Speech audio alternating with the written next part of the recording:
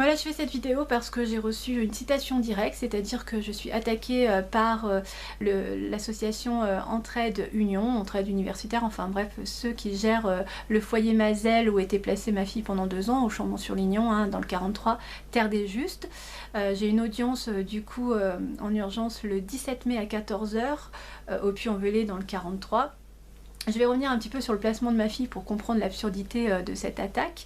Donc ma fille est enlevée le 3 juillet 2018, kidnappée par 2 gendarmes et 3 éducatrices, brutalement. Tout ça parce que cette juge Anne-Cécile Guignard, juge des enfants du Puy-en-Velay, a fait une ordonnance de placement d'urgence. J'ai 15 jours pour me défendre de cette ordonnance, puisque voilà, il y a une autre audience le 18 juillet. Donc dans cette ordonnance, elle m'accuse d'une fusion et pour justifier cette fusion, elle m'accuse de ne pas tourner ma fille vers l'extérieur. Donc je lui apporte la preuve comme quoi elle est bien tournée vers l'extérieur et la facture de son cursus musical. Ma fille fait de la chorale, de la batucada, de la guitare, ensemble de guitare et du solfège, ainsi que du cirque. J'apporte également le fait comme quoi elle n'est pas déscolarisée, hein, puisque j'apporte le papier de son inscription en 6e. Je démonte également l'expertise psychiatrique de cette experte qui apparaît dans plus de la moitié des 60 dossiers que j'ai rassemblés au Puy-en-Velay, qui voit des fantômes dans toutes les expertises. En tout cas, je lui apporte le contradictoire et surtout aussi comme quoi cette expertise est irrecevable puisqu'elle a eu lieu dans un lieu public alors qu'elle doit se faire dans un lieu privé. Je lui apporte également plus de 50 attestations à des gens de mon village qui attestent que j'étais une bonne maman, que ma fille était bien tournée vers l'extérieur, que j'étais bienveillante, qu'elle était heureuse, etc. etc. Alors aussi, il faut que ça puisse paraître, avec sa grande supériorité et son dédain, cette juge des enfants refusera mon contradictoire, donc replacera mon enfant pour 1 an en nous octroyant 1 heure de visite médiatisée tous les 15 jours. Je me bats également pour avoir des conversations téléphoniques avec ma fille, donc j'obtiens tous les jeudis soirs. Et le 13 décembre 2018, c'est la dernière fois que j'aurai ma fille au téléphone. Comme d'habitude, comme à chaque visite médiatisée, à chaque conversation, elle pleure, elle veut rentrer, elle en peut plus, c'est un cauchemar. Et l'éducatrice du foyer Mazel, détenue par cette association, elle raccrochera. Et comme par hasard, quelques jours après, je recevrai une suspension de droit, de tout droit. Je n'ai pas le droit de voir ma fille, de l'appeler, de lui écrire, juste avant Noël et son anniversaire. Je téléphone quand même au foyer pour leur demander l'autorisation de poser les cadeaux de Noël et l'anniversaire de ma fille devant le foyer, hein, bien sûr sans l'avoir ni en respectant l'ordonnance de suspension.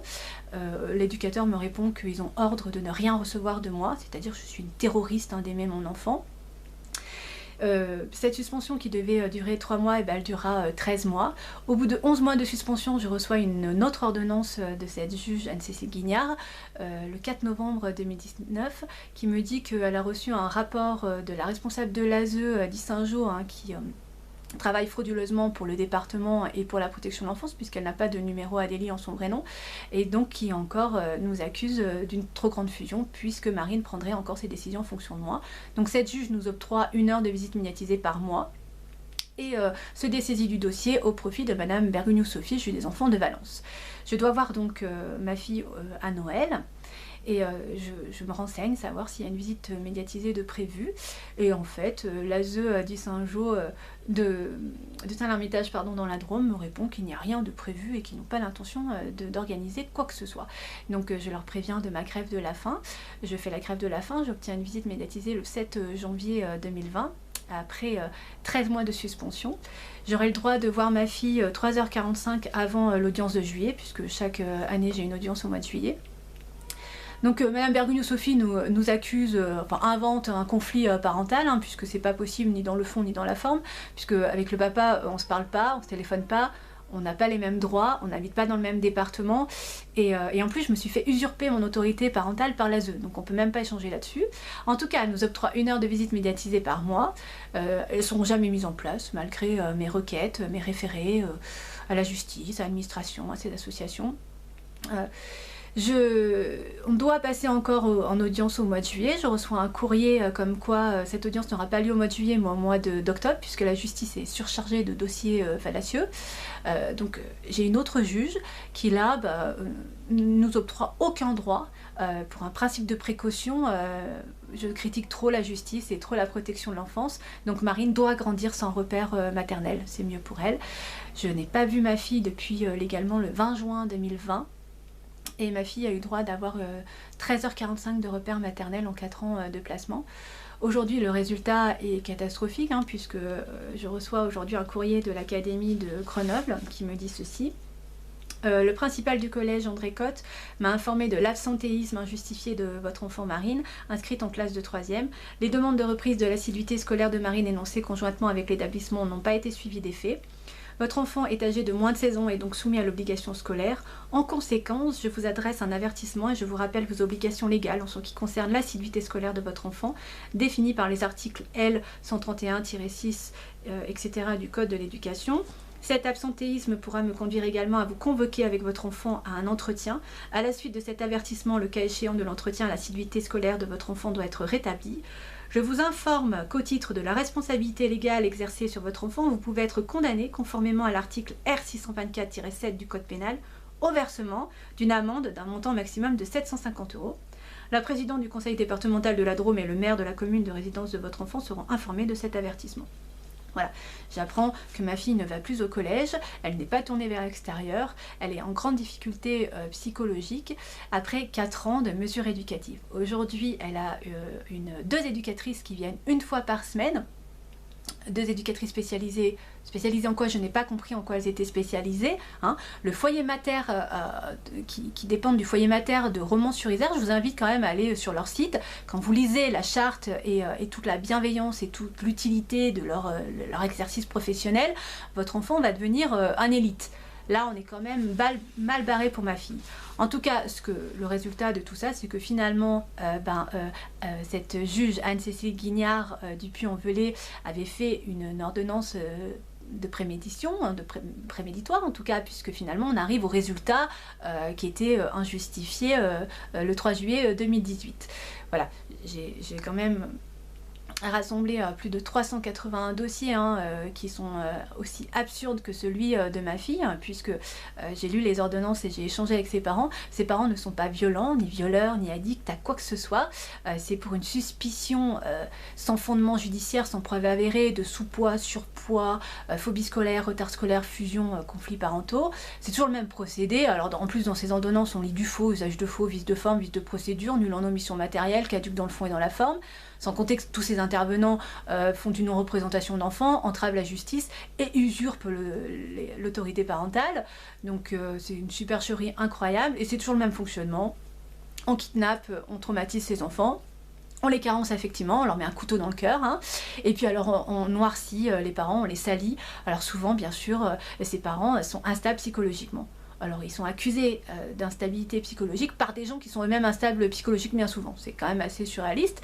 Et du coup, on salit l'image des parents à ces enfants. Et bien évidemment, à force de déliter ce lien, ces enfants, ils perdent les repères parentaux. Ils n'ont plus aucun repère parentaux. Ils sont carencés affectivement. Et pour se protéger, bien souvent, décident d'eux-mêmes de ne plus vouloir voir leurs parents.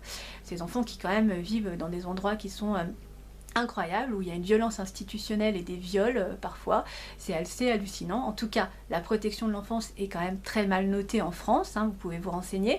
Il y a des rapports qui le disent, 70% des enfants vont sortir carencés affectivement, les 40% des SDF sortent de ces placements, souvent ils se tournent vers la drogue, vers l'alcool ou vers la dépression, les terroristes sortent de ces placements, et il y a un bénéfice-risque qui est complètement négatif, surréaliste.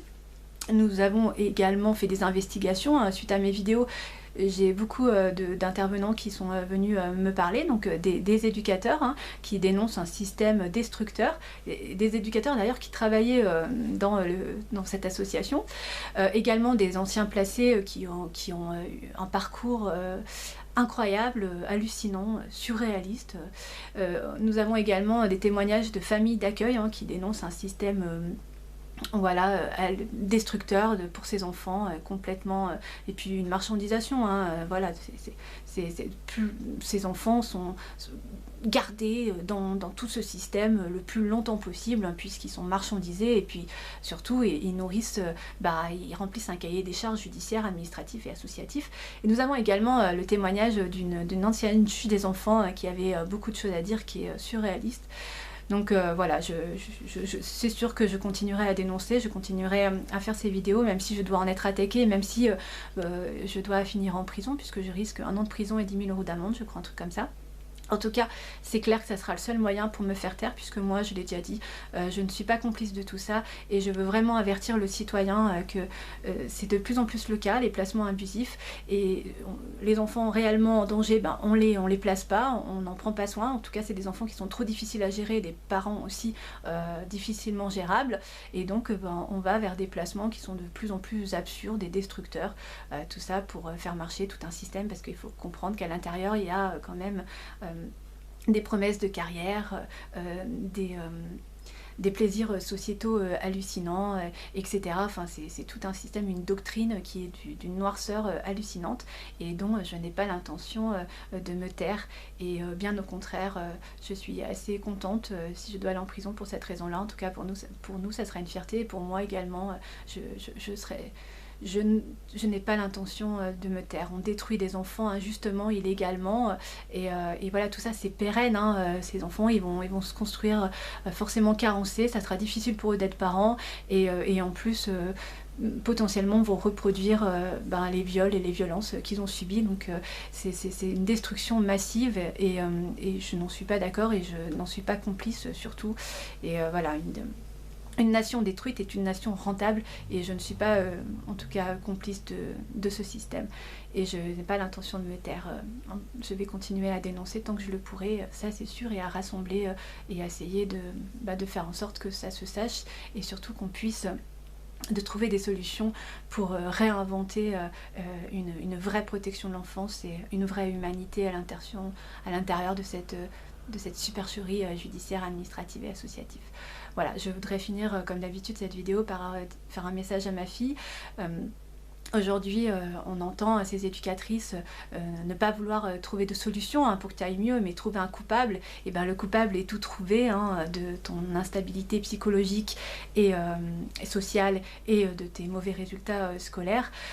Le coupable c'est moi, donc on continue à salir cette relation.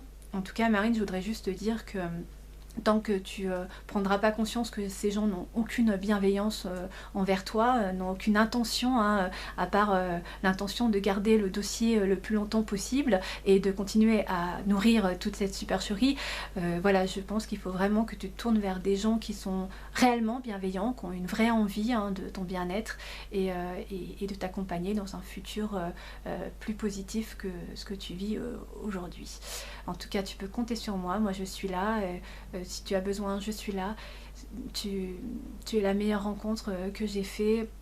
Vraiment, je t'aime, je n'ai jamais cessé de t'aimer, j'ai toujours crié à mon amour envers toi, et je rêve que de ça, de pouvoir être là près de toi, de pouvoir trouver des solutions et t'apporter tout le bien-être que tu mérites. Et je suis vraiment désolée de t'avoir mis dans un monde aussi déshumanisé. Je t'aime infiniment, éternellement, profondément, sincèrement. Je pense à toi chaque jour, chaque minute qui passe. Je t'embrasse très fort, mon ange.